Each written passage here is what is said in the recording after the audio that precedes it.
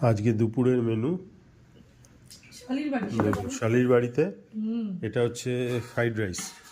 বলছে শীতকালীন সমস্ত সবজি দিয়ে বানানো, বাট নর্মালি নাম হচ্ছে ফ্রাইড রাইস।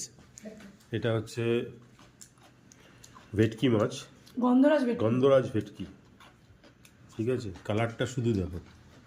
তারপরে আছে হচ্ছে চিংড়ি মাছ, নর্মাল বেশ বড় সড়ো চিংড়ি, এবং দুর্দান্ত হয়েছে, দেখেই বোঝা যাচ্ছে। এইটা কালার দেখে বোঝা মুশকিল, বাট চালতার চাটনি। আমি একটু টেস্ট করেছি, পরে পুরোটা করছি। আর এটা হচ্ছে কাচুম্বা স্যালাড। ভালো করে দেখুন, এবার বড় বড় কি ইয়েতে দেখে কাচুম্বা স্যালাড। দুর্দান্ত আয়োজন। দেখা যাক। একটা টুকরো অবশ্য আমি মুখে দিয়ে দিয়েছি।